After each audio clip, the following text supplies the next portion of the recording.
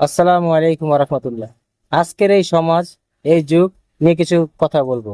এই যুগটা এমন জায়গায় পৌঁছেছে যেখানে মানুষ দুনিয়া নিয়ে পড়ে আছে। কে কিভাবে একজনকে ঠকাবে, একজনকে কাঁদাবে, কে কার পকেট কাটবে, এই নিয়ে যেন প্রতিযোগিতা চলছে। আল্লাহর ভয় সেটা এখন মানুষের চোখে অনেক পুরনো দিনের গল্পের মতো।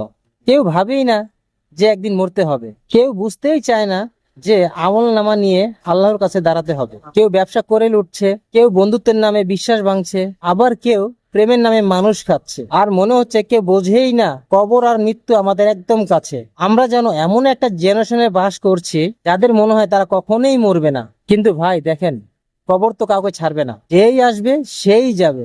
আর আমাদের একদিন সবাইকে দাঁড়াতে হবে মালিকের দরবারে। সেই দিন তোমার নাম, খ্যাতি, টাকা কিছুই লাগবে না, লাগবে শুধু আল্লাহর ভয় আর সৎ আমল। আল্লাহ আমাদের সবাইকে হেদায়েত দিন, যেন এই পাপাচারের যুগে আমরা যেন সোজা হয়ে থাকতে পারি। অন্তত মরার আগে কিছু ভালো কাজ করে যাই, যাতে কবর হাসে, আমরা যেন না কাঁদি ভাই। ধন্যবাদ।